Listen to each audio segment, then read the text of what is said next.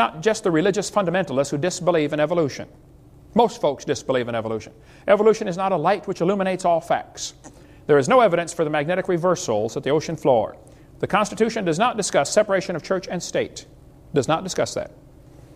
The Supreme Court did not ban creation. Let's give a little bit of the history of what really happened. In the 1800s, almost all the textbooks were thoroughly packed with information about creation, Christianity, godly teaching. Kids memorized Bible verses. I remember in public school in Illinois growing up, we memorized Bible verses and said prayer every morning. Didn't hurt the kids a bit. Helped them quite a bit. Back then, kids got in trouble for their own spitwads. Today, it's for bringing guns and shooting people. It's a different world, and some of you older folks know what I'm talking about. It has changed radically. In 1925, Tennessee passed a law that said you cannot teach creation, you cannot teach evolution. It actually banned the teaching of evolution in the public schools. It's called the Butler Act. The ACLU, which is the American Communist Lawyers Union, decided they wanted to test this law. So they ran an ad in the paper, said, we're looking for a teacher willing to claim that he taught evolution so we can have a trial to try to get this law overthrown. A guy named John T. Scopes volunteered. He said, I don't know if I taught evolution or not, but I did sub for a biology class one day, and I think all we had was a study hall, but if you want me to go testify that I taught evolution, I'll do it. So John Scopes went on the trial, lasted 10 days in the hot July, Tennessee summer. After 10 days, John Scopes was found guilty of breaking the law. The law said, you can't teach evolution. He claimed he did, so he's found guilty. He admitted he did. He was fined $100. Case was over. Later, the fine was overturned on a technicality, but the judgment was not overturned. The evolutionists lost the Scopes monkey trial. If you want to read the entire story about what really happened, you can see it right here in this book, The Scopes monkey trial, the world's most famous court trial. And by the way, if there's a movie circulating around your school called Inherit the Wind, you better be real careful about that. That's a dangerous movie. That does everything they can. It twists everything about the trial to make the Christians look dumb. You want to read word for word every word that was spoken there? Here it is right here, the court transcript verbatim. You can get it from Bryan College in Dayton, Tennessee. The Dayton courthouse is still there with a big museum where you can go out through and see where it actually happened. If you go north of Chattanooga about, 70 or 80 miles, you can get to Dayton, Tennessee. Been through there a bunch of times. There's a good a good book expose about the Inherit the Wind movie that circulates around. And just about every year, this is shown in public schools here in Pensacola, where they try to teach the kids the Christians were dumb and they lost the trial. They changed all sorts of things about that. And you ought to be up in arms over that being shown to your kids. You can sign a statement saying, I don't want my child shown the movie Inherit the Wind. Have it notarized and take it into the school. They won't show your kid. You say it's against my religious convictions to lie to my kids, and that movie's a lie. Okay? But I guarantee it'll be shown this year and next year and the next year. I saw it about 4 times growing up before I realized what a lie it was. You want to get the material from Bryan College, there's their phone number, or from George Serrell, who has an excellent article about the Inherit the Wind, what really happened in the book, The Real Trial, compared to the Inherit the Wind movie, which is just baloney. Or you might want to get the book Ride to Glory. You can get it through our ministry. I don't read novels much, but this one is incredible. This guy said, what if the Scopes trial was redone this now, in the 21st century, at a modern university? Whew. Brother, I couldn't put it down. I mean, I read a lot of books, but this one, I never should have started it, man. I couldn't. I didn't sleep for 4 days trying to finish that. I wasn't quite that bad. But in 1968, the last law banning evolution was overturned. Now keep in mind, there were many laws against teaching evolution until 1968. There's never been a law against teaching creation. The laws banned evolution. In 1980, the state of Arkansas passed a law and said, we want balanced treatment.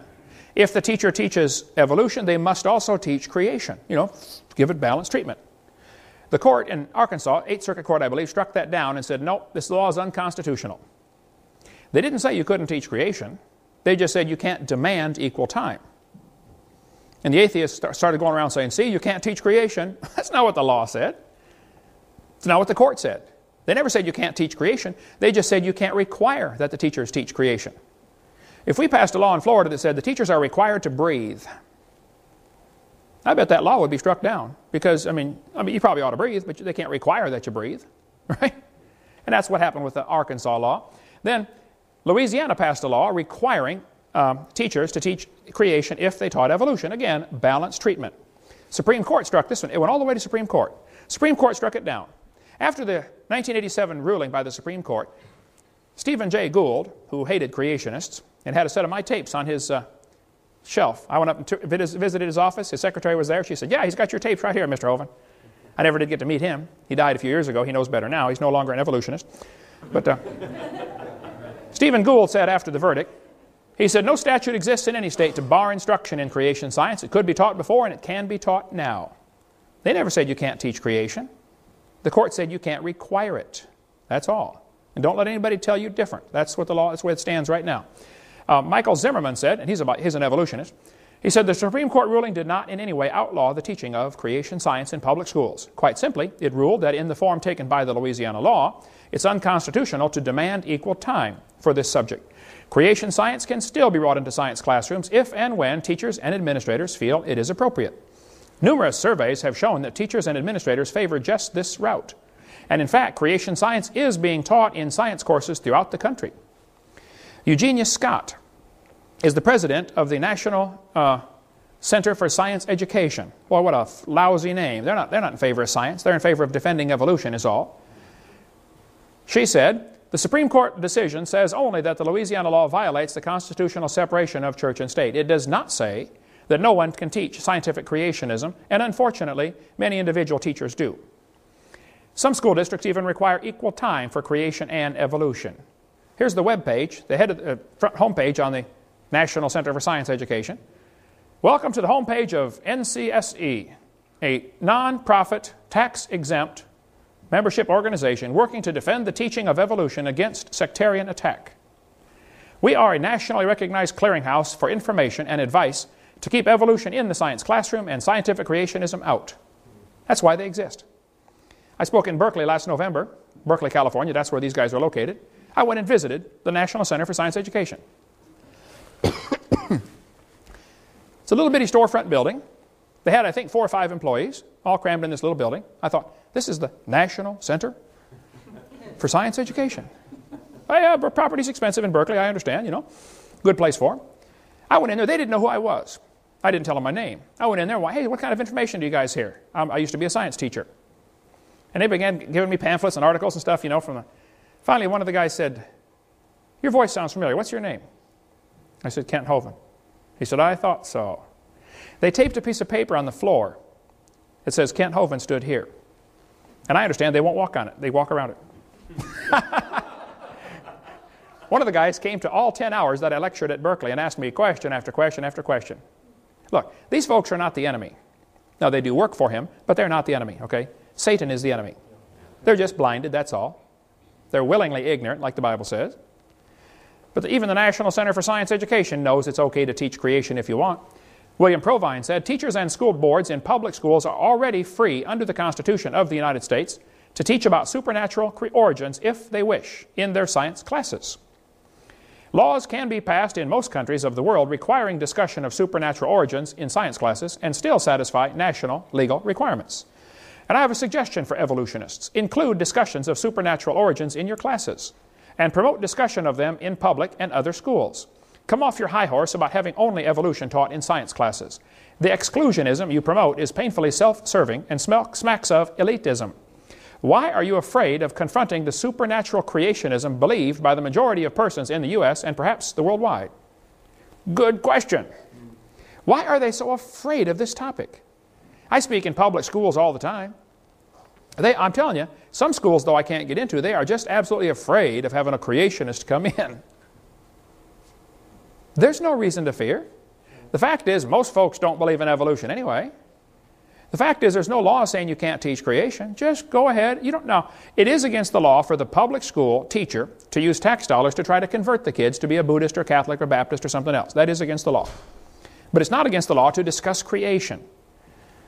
Provine said, shouldn't students be encouraged to express their beliefs about origins in a class discussing origins? If you're discussing origins, then let's discuss origins. But see, in the mind of the evolutionist, your answer must be naturalistic. Suppose I said, I want you to explain how computers came to be, but you cannot use man as your answer. I want a naturalistic explanation of how computers came to be. Well, you're dead in the water right up front because of the definitions I gave. And the evolutionist says we have to explain how the world got here, but we can't use supernatural as an explanation. Well, duh. And what we got here is like two computers arguing with each other. Does man exist? They can't see him, they can't touch him, they can't feel him. But he does exist. See, it's obvious the Creator would be outside of the creation. He's above and beyond. He's not affected by what He created. God created time, space, and matter. He's outside of time, space, and matter. God's not affected by time. This is not 2003 in heaven. There's no time. And after we get to heaven, one of the first things you're going to do is flip your watch off and fling it over the side. You won't need that. There's no time there. We sing all these songs, you know, when we've been there 10,000 years. That's baloney. It's a good song, I like it, but we're not going to be there 10,000 years. We're just going to be there.